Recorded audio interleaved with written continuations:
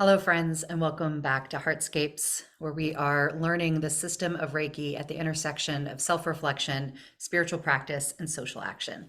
My name is Michaela. Welcome back to the studio, and welcome back to this series of conversations called Crossroads and Connections, where we get to explore common points of connection between the system of Reiki as practiced from its Japanese origins, some of the points of my particular journey into this practice, and practices and lives of other folks who are in our community and doing amazing work. These are the kinds of conversations I love to have while relaxing with some friends around a fire or chatting on the phone while gardening. And they tend to be the ones that stimulate my imagination and my creativity and my desire to be in this work almost more than anything else. So I thought, why not share it with all of you? So that is what we're up to on this series of videos, this journey. So I'd like to welcome in our friend for today, Feri Tyler, who, gosh, we've been in each other's like orbits for Yes. years, Yeah. maybe decades. And we've only just met in person in the last few months.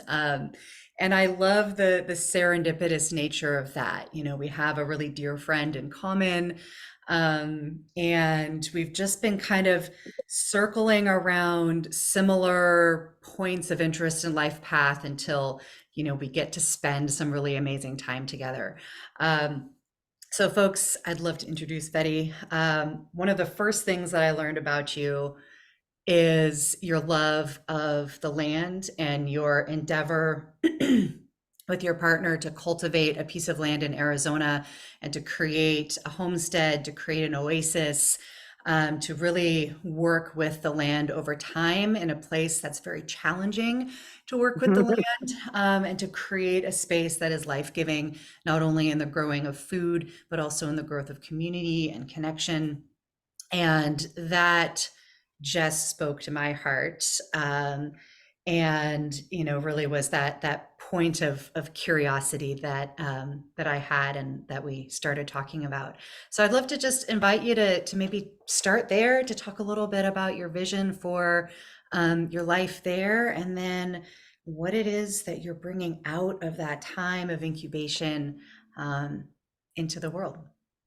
Sweet. Thank you. Um, so just as a short story or as a brief, the I've always kind of been searching for a piece of land my whole life. It's part of what my desire is in this lifetime to achieve. And so I spent a lot of years kind of traveling around and going to different states and looking for what felt like it was meant to be. And then finally in like 2016, I came across a thing and went for it. And I'd had kind of like this download about what was supposed to happen right before I came across this property. And that solidified, it was very confirming and solidified the purchase. But it is in a place that is inhospitable for the most part. I've even, we're out in the northeastern corner of New Mexico, of Arizona, right on the border of New Mexico, at 6,300 feet in the air. So it's like you have altitude, you have all the seasons, but it's still desert. We have a lot of trees, but the ground is sand. And so going around and kind of like looking for land in different places, it was the only place that spoke to me and called to me. And so the vision for that is to create a safe space, like a haven and literally a refuge for people who need to seek solace in a place that is inhospitable. And so then right after that, I met my partner, and right after that, we got married. It's been a really intense karmic unfolding of what a lot of people would consider coincidences, but what I consider kind of synchronicities. And she's my scavenger hunt partner, and that's what we're doing. We're scavenger hunting for all of the things that will make that land come to fruition in the way that we see it, so that we're able to share in it with other people, but also heal a bunch of other people in the ways that they need, that it might be different from what kind of is being offered in the world and what has traditionally been offered in the world. Yeah. Yeah, and I think that's a couple of the things that really resonated with me so strongly. First, to the very clear connection between your spirituality, your spiritual sensitivity in the world, and this endeavor to create a space of refuge, a space of beauty, a space of food production and livability Yeah, in an inhospitable place. That just, you know, absolute connection between being spiritually guided and those choices, and then that following the breadcrumbs of, okay, well, how is this going to yeah, lead to the next thing, and just trusting that that next piece will be there. yeah, And then I love that you talk about the scavenger hunt, right? Like both in terms of this kind of metaphorical, letting those synchronicities unfold, but also literally, like, literally finding the raw yeah, materials, like, and this is a value that we share, right? That yeah, a value in giving the things that we have made as humans in the world, their full and good, yeah, useful life. And yeah, that so often, things are cast aside before their time. And that's part of the dis-ease of the world. yes, It's this throwaway, culture, which mentality. Yeah, exactly, which extends to each other, right? To yeah, people, not just to things.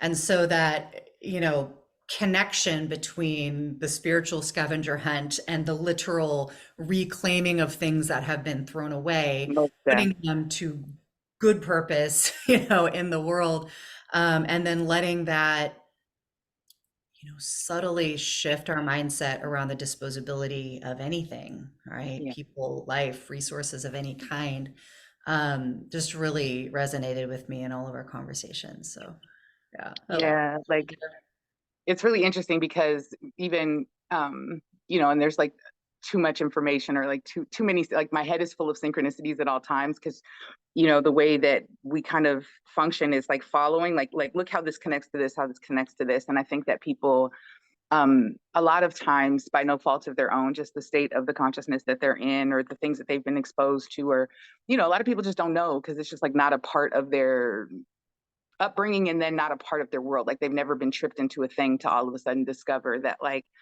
the world and life is so connected and so um or interconnected and so lovingly, right, lovingly laid out before us. And um that perspective is very odd for a lot of people, but it feels really good for me and feels good for us. And the leading to that land and then my wife showing up and then her coming into my life, it's like all of these activations that were happening that just have brought thing after thing after thing. And a huge part of that was like in this activation between the two of us is like a lot of education and like going out to search for things, to learn the things because we didn't know the things. And one of those was a permaculture course that we went to. And it took a long, it's really interesting. I think I talked to you about this before about like even how I've been looking for a Reiki, essentially like a Reiki guru for me, because I didn't just want to go do like the weekend Reiki thing that happens where people are like, well, now you can go heal the world. Never felt right for me. And my first adult encounter with Reiki, I received Reiki from this woman who came to my house. She came with a massage table and she just threw so much energy into me. It almost it choked, it like overheated me, choked me, and made me cough. Like it was just like so strong. And she didn't mean it. She just like had no control over what she was doing. And probably now in retrospect, didn't have a thorough belief in her own abilities. And so she was doubling down on kind of like trying to move the energy. And it was so strong. Um, but I remember feeling like that's unhealthy. Like because she also, I realized because of my awareness, carried my things away with her. She didn't clean herself. She didn't Mm, prepare herself and clean herself in a way that did not allow her to absorb whatever my crap was at the time. And I remember being like, I need to know what Reiki is, so I'll pay you for another session, but I don't want any Reiki. Like, will you just come talk to me? Like, just don't touch me, but like, will you come talk to me? And she did. She like came back to my house and like she just sat in the middle of I didn't have any furniture. She was like sat in the living room floor and she just talked to me and kind of like told me about her thing. And then I just was like, whoa, like okay. And then that like led to a bunch of other things that led me into Kundalini yoga, that's where I met Keisha. And then that's where, and then like from there, it's just been activations. And then, we eventually like 2018, we bought a ProMaster van, and then we built that ProMaster van out. And then in 2019, we moved into that ProMaster van, which I still am in right now. And she's down kicking it with her brother right now, but like we still live in a van, even up on the property. And that whole experience, like 2019, at the end of 2019, we went and we did our permaculture course down in Quail Springs in California. And the way that their program worked prior to COVID was like you went 2 weeks, cut ties with the world, no electronics, no communication. You just disappeared into the mountains on their 450-acre ranch, and you just disappeared into 12 hours of day of like just lectures and education and just conversation and workshop, and you just disappeared into it. And I want to say that it is one of the most it was one of the most transformative events in my life, but also it was so transformative because she and I did it together. And so this thing of like kind of upgrading and learning and doing a thing happened simultaneously, and we took that back to the land. And so, and then you just kind of like sit and you watch the weather, you watch how the rain falls, you watch where the water goes when it falls. And you just kind of like, the advice that we were given by our instructors was like, you just meditate with it for at least a year. And in that meditation with the place that you want to do things on, then you figure out what it wants instead of mowing everything down, with a bulldozer and then just building a thing that you like and then being appalled when it's in a place that's not hospitable to the dream that you had. Yeah. And so, we've had a lot of these conversations and kind of like figuring out how to integrate human activity into a space and a place that is so sacred. And at the top of this, we are facilitating and habitating on Sunni land. Like,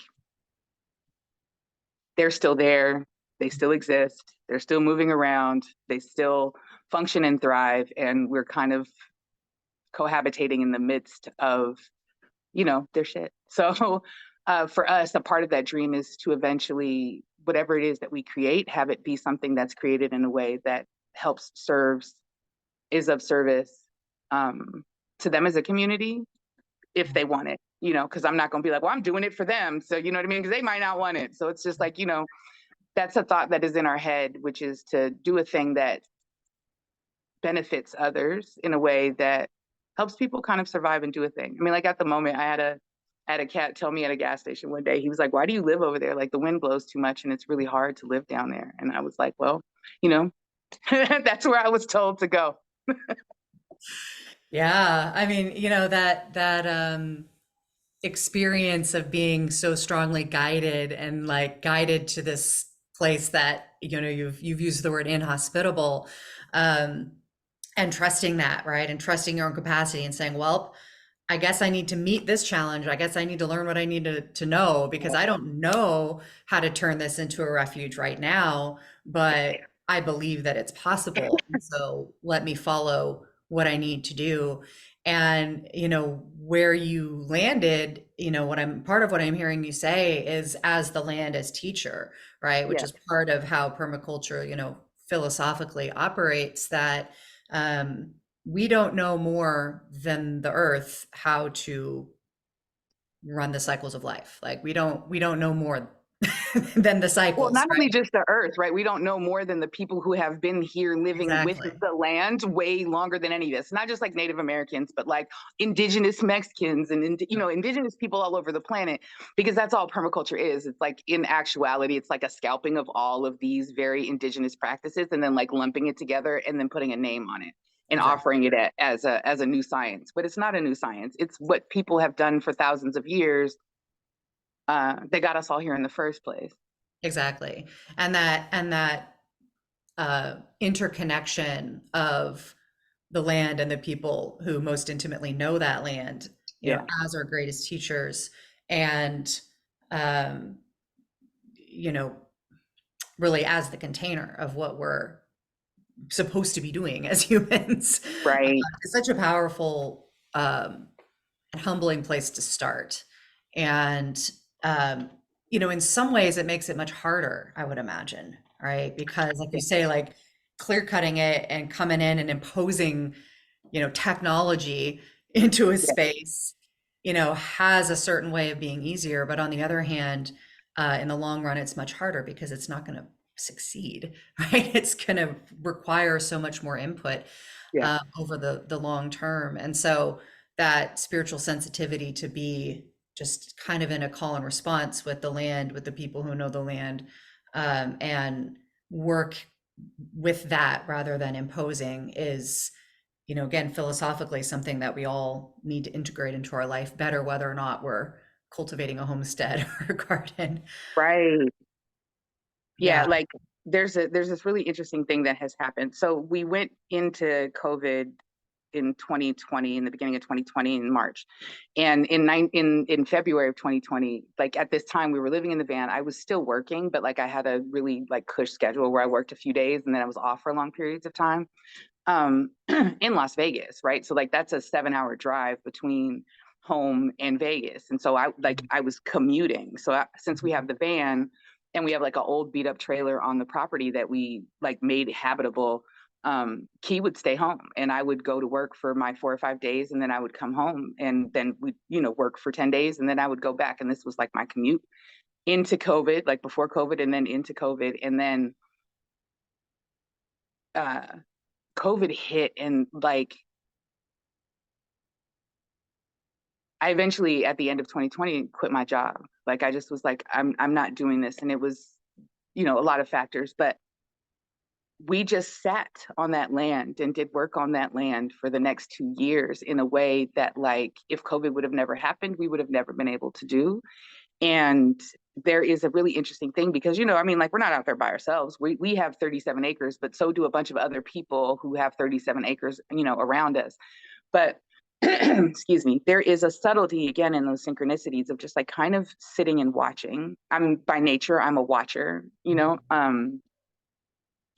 and there are people that show up with all kinds of things, people like us who show up with no resources, right? Like we have a couple of dollars and we're just like, well, let's figure out what $10 can do today. It's like a couple of pallets and another thing, or people who show up with thousands and thousands of dollars who are trying to do something in the same place that we are. And it's very interesting that twofold. One is that if you go to anybody else's property, just by nature of topography, everybody's properties are different. By nature of topography, like we could be next door to each other, we could be 10 miles away from each other, but like every single person's property is entirely different. And then what people choose to do in an open empty space, right? Like nobody really realizes like how actually weird that is to our natures, because when you buy a house, you move into a house. You rent an apartment, you move in. Somebody decided where the kitchen is, where the bathroom is, where where the food should go, where your cabinets are, where your bedroom is. It's all actually decided for you. How you then, click into the program and then play decorate your space is okay, but like that's not, you didn't build it with, you know what I mean? And even people who pay builders to build their homes, it's still a very dictated kind of construction to because of code and whatever else. But to drop down into a space that has nothing in it and then decide where you want to put a thing and then decide where you want to put another thing is in itself like a real meditation. You know what I mean? And so like for us, things move like 9 times. You know what I mean? It's like just you have like a chicken coop moves 6 times because like where I put it doesn't actually work because there's so much space to put it and you move your living situation to another space that feels better and you just keep adjusting. And that was one of the largest lessons that I learned coming and staying there and being on top of that mountain, which is like the ability to adjust to a thing as it changes. But also watching so many people spend so much money and have them not have them be in the same situation. So like Right. our chicken coop is made out of like reclaimed garage doors from the dump. You know what I mean? And there are people who spent thousands of dollars on their chicken coops. We have like a little screen, like a little fence around our chicken coop. We had been very, very lucky. We had chickens and ducks. We've been very lucky that none of our chickens and ducks have ever been taken. So like people who have spent, 7-foot fences, and they have all of these things in there, and something creeps in and takes all of their chickens. Like, it's not luck, it's not favor, it's not blessing. It's just whatever the ecosystem is in this place, it's working. And that is like a really interesting, like, take Yeah. in, Yeah. you know? Yeah, a lot of the themes and values and perspectives that you're talking about with regard to the land and your relationship to this endeavor feels very similar to how you also talk about your work with people. You do some spiritual guidance with folks. You do some, maybe the word coaching could possibly be in there. I think that's not quite the right word, but spiritual guidance sessions with folks. And when I hear you talking about those sessions, I'm hearing a lot of these same themes, right? The importance of observing, of listening, of paying attention, being patient, observing this person, right? Their personal landscape, how they are living in the world. And then regarding that person as their own expert of that experience, and that Yeah. your role is to hold this space for them to do the work of healing, of excavating, of cultivating, whatever it is that they're doing. And that just feels so similar with how I work with Reiki, that you are the expert of your own experience. It's your system that's going to bring healing to you. Healing itself being defined as you being able to remember that you have that capacity, and I'm here to put a container around that so that work can happen. I remember in our last conversation, you talked about the metaphor of, I'm the gardener standing here with my shovel and my broad hat, and waiting for you to give the word, and I'll help you dig. Right? Yeah. You're going to go into that dark place. You're going to be the one to go and cultivate whatever needs to happen down there in the ground. But I'll help you dig. I'll help you find the path. And I loved that. First of all, that reverence, that respect for another person's authority over their own healing, um, and the knowing how much like strength and quiet patience and vulnerability it takes to hold a space like that for somebody, rather than stepping in and saying, well, we're going to clear cut this, we're going to put the prefabricated house right here, and this is where it's going to go, and Yeah. if it doesn't work there because of the land, we're going to change the land. It's like Yeah. those same mentalities come through when we're working with each other, right? Yeah. How we regard the land is so close there. So I'm wondering if you could talk a little bit more about that and the connections that you see between those two parts of your life. So, as background, I have a minister's license, so I'm a reverend, but a metaphysical reverend, so I'm not attached to a denomination.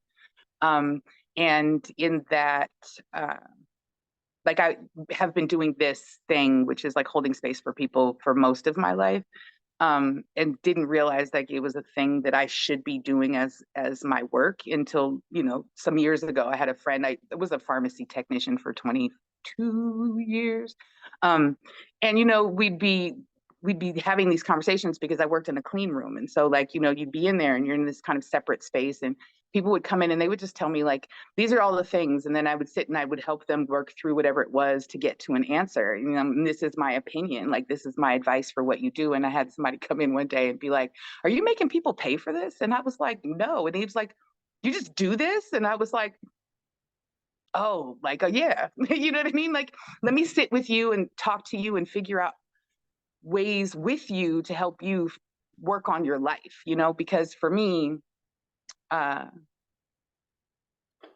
I would gloriously love everyone to be awake and aware and move through their lives with intention, uh, and to have experiences that connect instead of all of these things that we do to disconnect.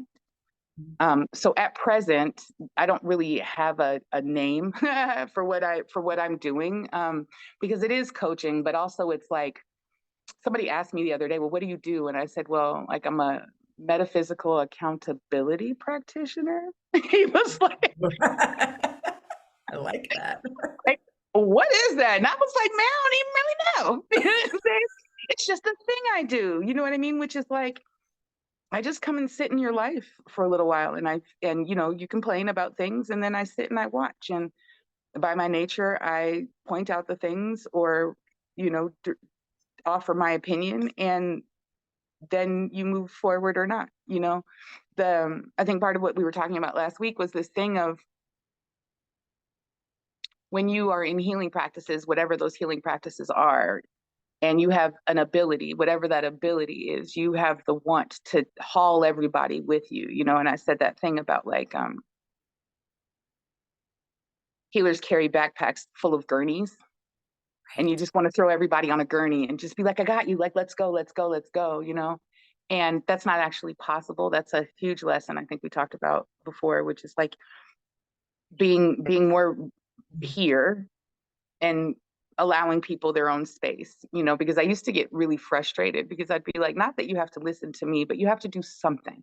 And like, you can't complain about a thing incessantly with the assumption that your complaining will fix it.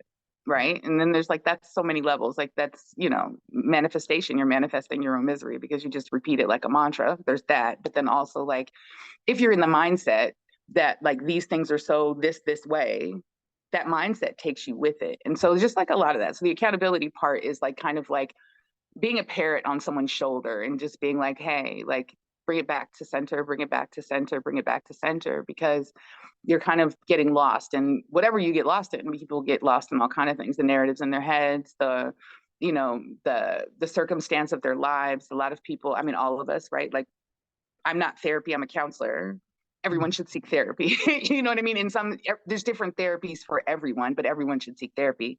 And so a part of the unfolding at the land was bringing people to us to sit in a space where it's silent.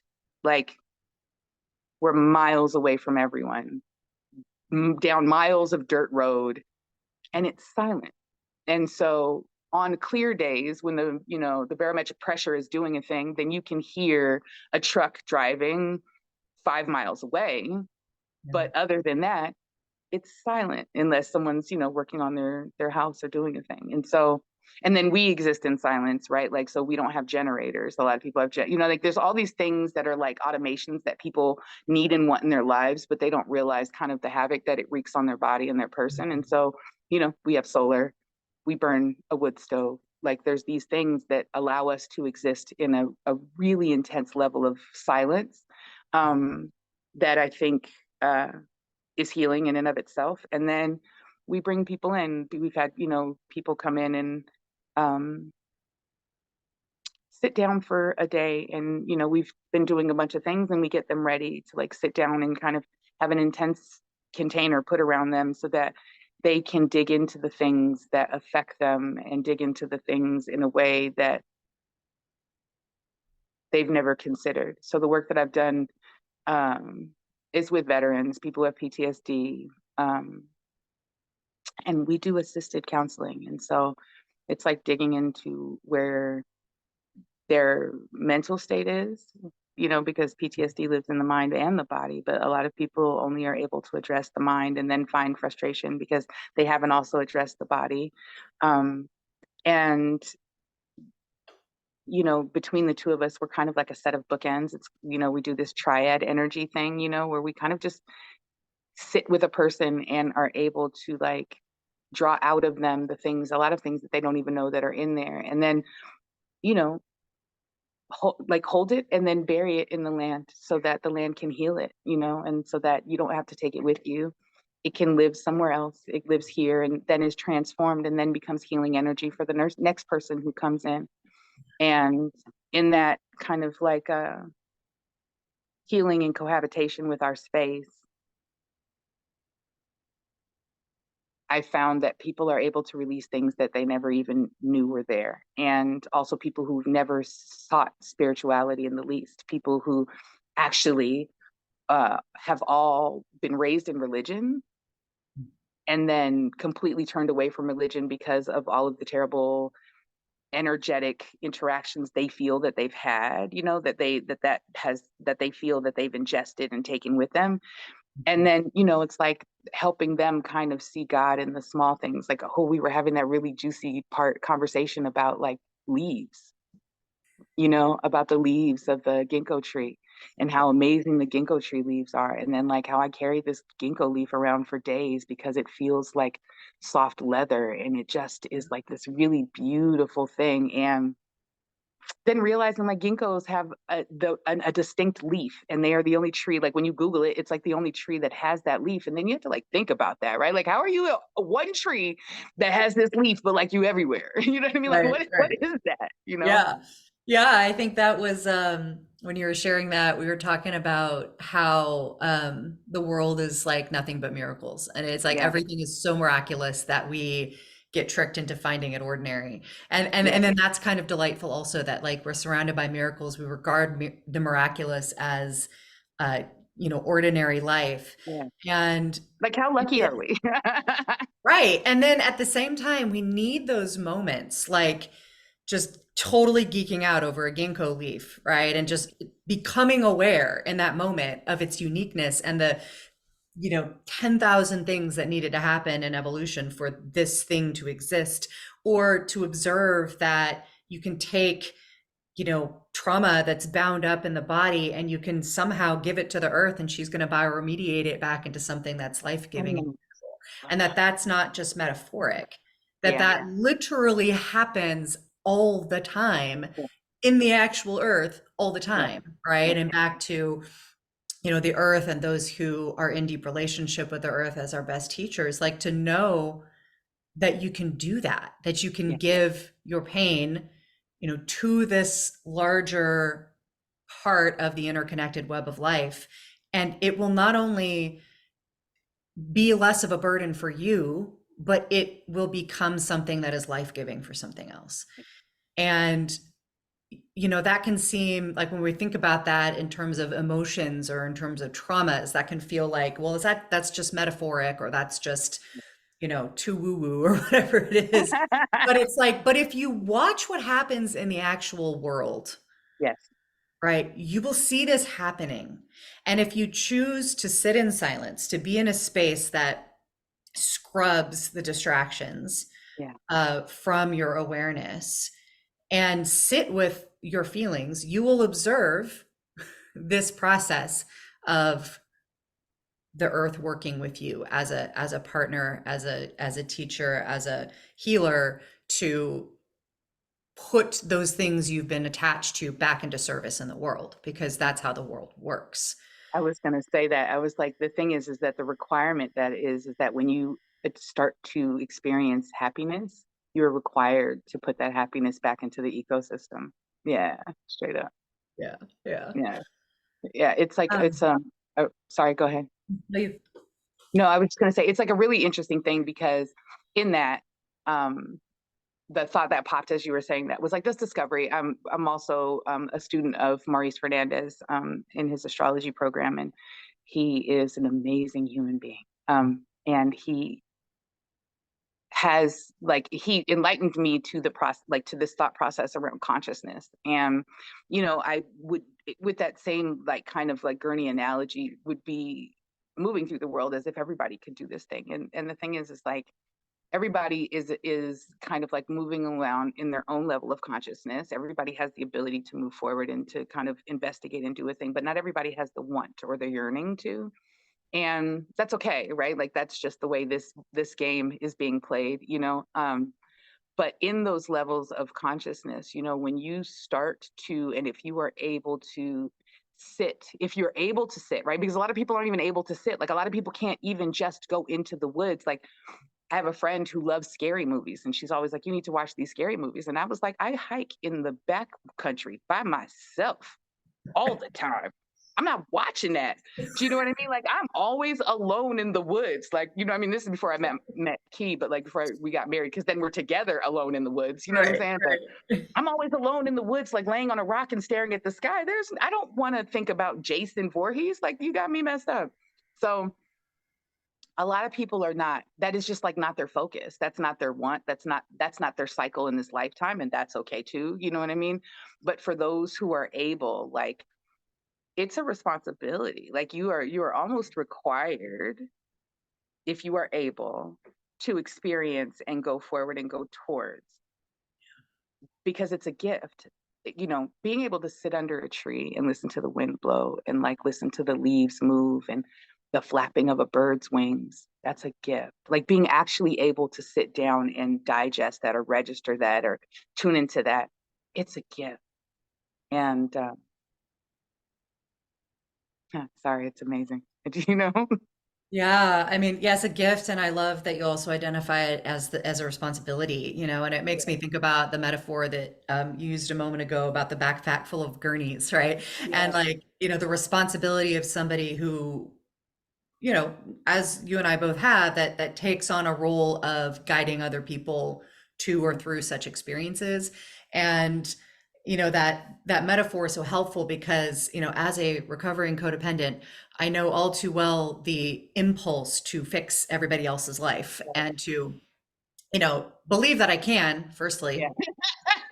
The hubris, the Me and hubris. McGurney's here. We can fix it, and that if I don't, and if you are left not okay because of your choices or whatever the Yeah. circumstances, and I couldn't fix it, then I'm not okay. All right. I Yeah. need you to be okay so that I can be So I okay. can be okay.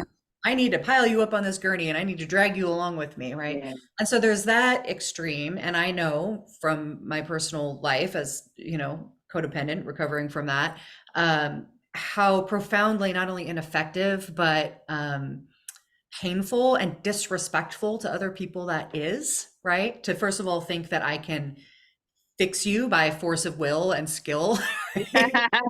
Versus, be with you when Yeah. you are willing, right? Yes. Because the other thing about the gurneys is I'm going to strap you onto this thing and drag you along whether or not you're ready, willing, able, want to, Or have the want to. capacity, are willing to take on the risk, have the ability in this moment to be as uncomfortable as you're going to have to be, Yeah. right?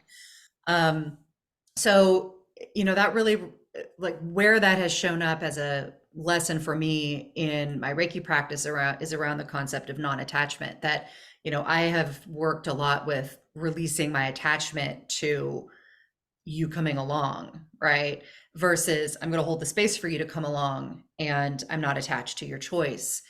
And then balancing that, because that can, like, we can overcompensate it in that direction and Yes. become cold and disconnected, right? I don't really care if you heal or not. It's up to you. It's up to you, right? That detachment. And so bringing in, compassion and bringing in responsibility, um, helps to balance that. And I'm hearing all of those pieces and how you're talking about how you work with folks. And I know how good it feels to be inside of a container with somebody guiding me through something where I can feel the strength of their commitment and their responsibility and the strength of their non-attachment to my choices, right? Yeah. Like, I truly am responsible for what I experience. They're going to help guide me. They're going to give me tools and information. They're going to help me if I get, in a bad place.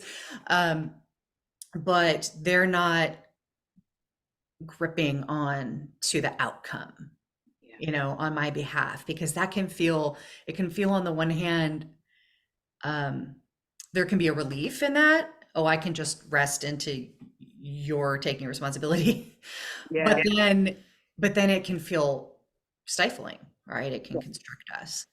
Um, and so, just that image of, sitting with someone on the hill with the wind and the silence and making space for whatever happiness, joy, discomfort, happens in that space, feels like just good medicine to me.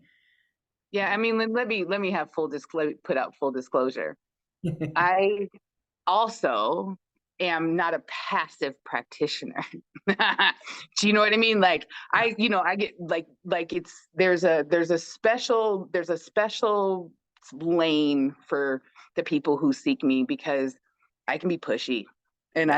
I can get frustrated, but it's also because like I can meet whatever your resistance is Yeah. in that thing. Like, I'm here to help you fight your resistance. That's what I do. You know what I mean? So with that hat and with that shovel, I am helping you dig, but like, I'm still digging. Do you know what I mean? Like, I'm not waiting for you to, I'm Yeah. still digging. And so Key always says, it's like, you poke people. Like, this is what you do. You just start, and you know, I used to apologize for it, and I don't anymore.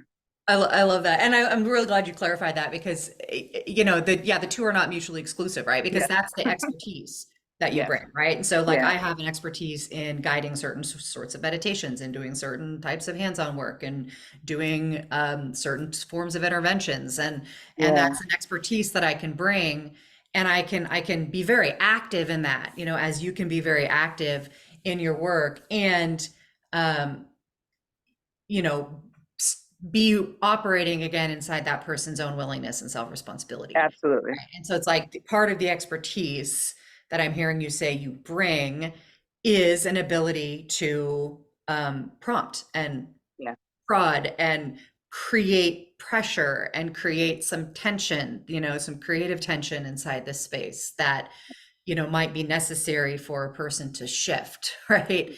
Is what I'm guessing. no, yeah, um, And that's the technique, that's the expertise, yeah, right? And to hold that alongside of compassion and not being attached to that person's process, I think is this the sweet spot that we're talking about. yeah. There is. I don't want to say passivity. Passivity. That's the word. There's also a fierceness in that I think that people mistake, which I was, going to interject, which is that, like, I think that people think that spiritual, metaphysical, energetic unfoldings are passive, which is not true at all. So even from our experience with each other, right? Like, so the first time you and I and Key did, had our official meeting and did official work together, you did this Reiki for us because we were stuck and we couldn't figure out how to get unstuck, like that's the nature of our relationship. Our relationship is always this, like, and not like achievement, but it's just like challenges come, and then, we're like, game on, challenge accepted, even if it's like large, you know what I mean? And so there was like this, I mean, we've figured it out astrologically, but like that doesn't mean that you have the energy to actually figure out how to fix it in the physical, you know what I mean? And so it's like we were in this thing that I call them the skids, right? And so my sister-in-law asked me what that meant the other day, and I was like, well, relationships, romantic or otherwise, hit skids. And I was like, it's black ice where you don't see it coming, you hit it, you slide sideways, you're skidding, and so. And it's scary. And It it's is. scary, right? Like, it's scary. You're like, I think I know what to do, but I don't know what to do, and I'm probably gonna die. And like, what's happening? But like, it's all happening in seconds. And um, there is like this need to dig. And Key has said it before, which is like having this clear understanding that on the other side of that comes something better, greater, more enlightening, more expansive, but you have to go through the digging, right? Like, and so it's like, as humans, right? And this too, it's like we want to stay safe. We want to stay comfortable, right? Ooh, comfort. You want to stay comfortable. And people don't realize that comfort actually is a slow killer. It weakens And us. Yeah. yeah, it weakens you, and it removes all of the fantastic things that have come for lifetimes and generations of evolution, right? Like, it null and voids those things. So when we had that moment with you where like we had just like hit this skid and we couldn't really figure it out, you did a session with her, a session with me, and then a session with us together, right? Which is like this, like, separately working on your shit and then bringing it back together and then working on it together.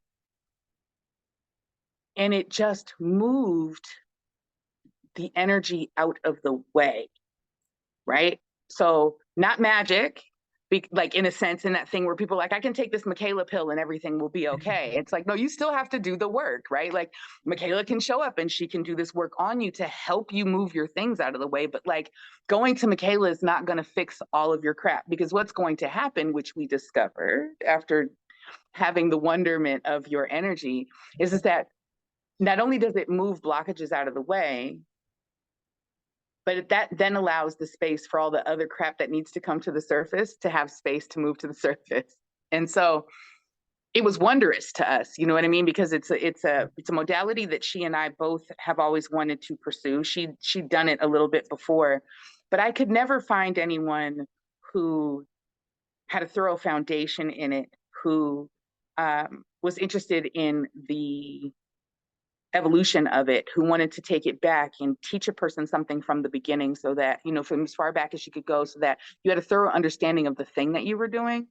And that was very evident after our sessions, because it was like, oh, this connectivity that we were brought back into shifted, like it literally was just like, whoom. And then we're like, oh, okay, there's the, you know, I liken everything. I had like my greatest epiphany was in the early 2000s when I got my first um, Grand Theft Auto San Andreas. Nice. And then, you know, if you don't play video games, you know, if people don't play video games, then it's like whatever. But like, I got that first San Andreas and I played it for like 10 or 12 hours straight, right? Like I just was like sitting there and I had like my greatest like metaphysical spiritual epiphany. And ever since then, the world just looks like a video game to me. So it's like when you hit these skids and you get stuck, you need a cheat code. You know what I'm saying? Because sometimes you just can't find the thing. You're like walking back and forth against the wall and not knowing that, like, if you had, you know, this one tool that you would have gotten two, you know, levels ago, that you would be able to get through this wall. Like, that's how the world works for me. And so that's what I like in that experience that we had with you too, which was like, oh, that was like a cheat code. It like moved a thing out of the way. And all of a sudden I was like, oh, there are all the things that I need, you know?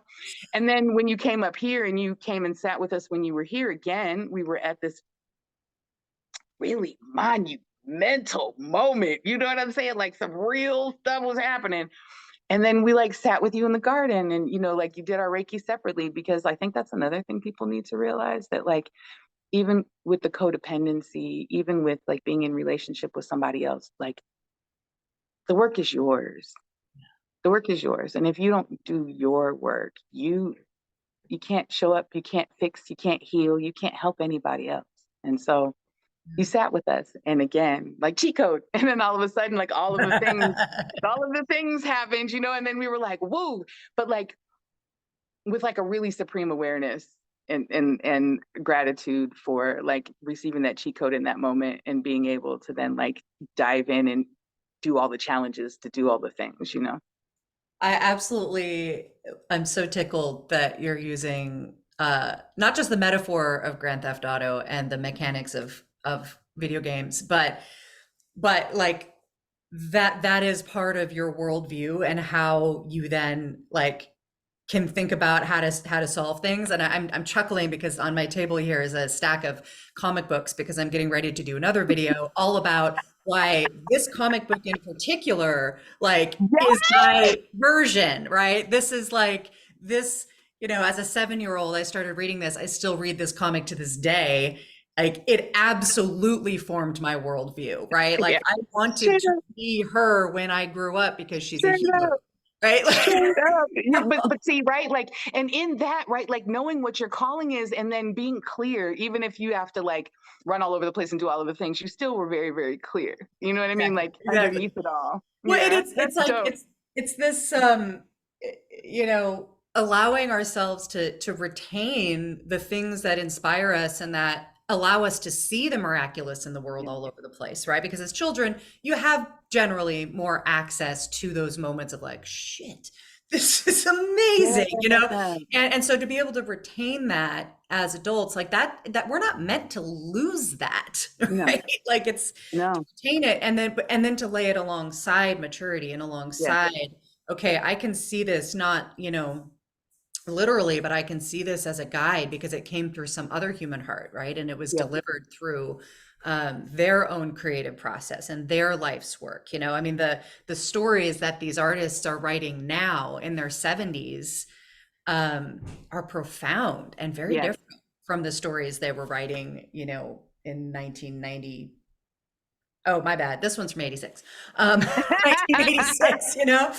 Um, so I love that. I love that. I love exploring the way that pop culture in many forms, Yeah.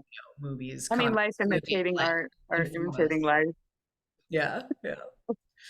So I wanted to just kind of end with a question that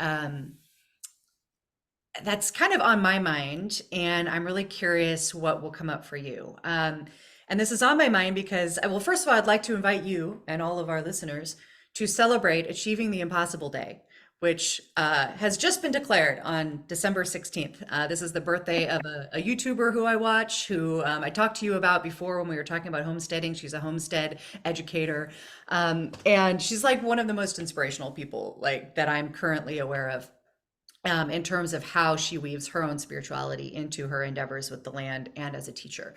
And she shares a lot of her story and like this theme of achieving the impossible, of being bold enough and willing to be uncomfortable, as we've been talking about, by holding the grand vision of something for her life and her family's life that is impossible, right? Like from this perspective, this thing is absolutely impossible, but holding it like the dissonance of it's impossible, and yet what's the next right thing?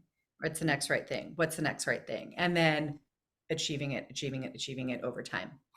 And so the video she put out yesterday, the day before her birthday, she's again kind of talking about this theme, and that on her birthday 4 years ago was when they declared that they were going to move to South Carolina and get a much larger piece of property and ultimately build a learning center there. And again, 4 years ago it was impossible, and now they're a year into building this Yeah. homestead. And so she invited us to really reflect, what are the things that we deeply desire in our heart, or that we know somehow we're meant to bring forward, right? You knew you were meant to be on a piece of land and turn it into an oasis, that feel absolutely impossible, and yet you're taking the next right step, right? Yeah. And so, me and my family had this conversation last night, and I asked my kids, like, what's something impossible that, you're working on? And, the 7-year-old wants to learn to juggle. And so she's starting with just like tossing a ball in one hand and, tossing it back and forth. And Oh, my sixth grader, has been believing that she's terrible at math, her whole career in school. And just this week decided, well, what if I really paid attention and took notes during math? Because I believe I'm bad at it, so I don't pay attention because it makes me feel dumb. But what if I just paid attention and took notes and see what happens? And she like aced her test this week. And then, and then the adults were talking congratulations. about, and so it felt like such a fertile question, right? What couple of different perspectives. What is something that feels impossible that we deeply desire, that we're willing to take small steps towards? Or what is something that felt impossible at some point that we have now achieved or have, are on the way? And I just wanted to just put that to you, is like, what's your relationship with the impossible? And, is there something that comes up for you as we celebrate Achieving the Impossible Day, December 16th? That's brilliant. Like that is really, really brilliant. Actually, what came up for me as you were speaking was this thing of, we went up there, and I had, for years before this, but I had approached this life from a like apocalyptic prepper mentality originally, then realized that that's not a way to survive, and that you have to nurture and bring something to life in order to sustain it, to sustain yourself.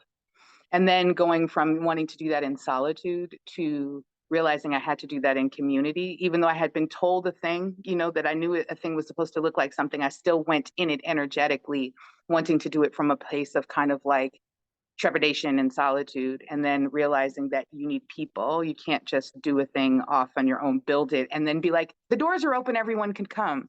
Like, it's a thing where you have to build it with other people. And so, then going from spending 3 years on top of that mountain, just she and I, right? Like very, very kind of secluded. I mean, we had people come in, but it was very just us for those 3 years, to realizing I had to come off of the mountain and Mm. do a bunch of work. Like ElfQuest was down here in order, right, to get all of the tools, to get all of the gold rings, to find all of the secret, little magic mushrooms, and then go back up to the mountain. Like, and that seemed impossible for me. And so in this moment, I'm doing what I thought was impossible, which is living in society with people again, using the bathroom indoors and taking showers indoors again. Um, Going to you the know, grocery store with hella people around. let me just tell you, that's a gauntlet. That's a straight gauntlet. You know what I mean? Because in that, right? Like I have a bunch of old skills that used to work for me, but I am not allowed to use any of the old skills because those were steeped in a very different mindset and a very different like trauma, right? You know, it's just like being around people and like having to navigate all of those things healthfully for myself and also for like the people that I encounter in those spaces. And so right now for me, what felt impossible, I am in the middle of doing. I've released my attachment to all of the things that I hold the dearest in Mm. order for those things to mature, grow, go, come back, whatever those are. I was, you know, that was the clue that I got out of that level after you came. And then after that thing moved, and then after all of the things showed up, I was like, oh, like I'm being tasked with like not being covetous. Even if I feel like I'm not covetous, I still have like these five little things that I want to hold on to because they make me feel safe, like these five little things. And then, you know, that's all I have. I only have these five things, you know, but then I'm just Gollum with the ring, you know what I mean? And so it's like, no, you got to let it go, you know? And that right now is what felt impossible. And I'm in the middle of like doing the impossible. I mean, there's more down the road, but like right now I'm in the middle of that impossible. Awesome. I love Yeah, it. I love for it. I sure. love it. I'm working with a group of folks on a 21-day practice with the Heart Sutra. Mm. And yesterday we listened to a recording of this young monk, Japanese monk, who does all of this amazing music, all centered on recitation of the Heart Sutra. And he did a version that was John Lennon's Imagine with the Heart Sutra behind it. And Wow. which just like it just wrecked me. I just was like, I don't think I can chant today. My God. Um, and that song was the first touch point I ever had in my life with Buddhist thought, and it was so confusing to me, right? And as you were speaking, I just heard the lyrics, imagine no possessions. I wonder if we can, Yeah. like, could it be that we could be happier and more fulfilled and more connected and more joyful as humans if we let go of those last five things, right? And what might that, Yeah. yeah. Yeah. I mean, also what people don't understand is it's not the five things. It's just your attachment to the five things. So the five things can be anything. You know what I mean? It just is. That's a part of being mindful is watching the energy that you attach to things because we all don't realize that in placing that attachment on something, like you said, like someone like placing their expectations on you. When you place those attachments on someone, or if you place those attachments on something, they then begin to control you in a way that, you know, you either are not aware of or, you know, it's not good for you or both, you know. Yeah, and the subtlety of it is like it's not saying give away all of your possession. I mean, maybe like for some people that is in fact the path. That is the correct way of life. For the, for most folks, it's like, yeah, have a place to live, have clothes, have the five things, right? It's not the presence of material things in your life that we release, right? It's the dependence on them. It's like I'm not going Yeah. to be okay unless I have these things. Yes. And it's coming to a realization of the impermanence of everything, and Yes. being in a place of, even in the midst of the impermanence of everything and the change of all things, I am rooted and grounded, and I am spacious and open, and I'm connected and compassionate, and that is how I live my life. And so all of the rest of it can change, and it's Yes. okay. Yes. Right. And I feel like that's, um, that is so much the center point of what you and I are both working to bring into the world through, all of the places that we touch, in all of these different landscapes. And Yes. I love being in relationship with you and other folks who have that same focus. And Yes. so I look forward to continuing this work, this conversation. You and I get to work together for a whole year on Reiki, starting in January, and Key I'm will super be with excited. us. And as part of the year program that I offer, if any folks out there listening are interested in deep diving into the system of Reiki from the perspective of its Japanese origins, talk to me. We can have a conversation. Um, but in the meantime, let's continue this conversation. I look forward to being on your land. I look forward to coming down there and planting time and helping you sow some seeds. I'm so excited. Yeah, yeah. And friends at home, thank you so much for listening. If this conversation has sparked anything for you, any questions, reflections, anything in your life that felt impossible that you're taking steps towards, we would love to hear about it. I am collecting questions to um, answer in future videos. So if you have any specific questions that have been sparked from this conversation, please do drop them in the comments. I'll put links to the videos that I've mentioned, including Jess's birthday video about achieving the impossible from Roots and Refuge Farm. And yeah, as you journey through all these resources and this last few days before the winter solstice, may Exactly. you be deeply provisioned for entering wintertime. Mm, Betty, thanks so much for being thank you. in this conversation. Thank you. And everybody listening, until next time, I love you. Goodbye. Mm.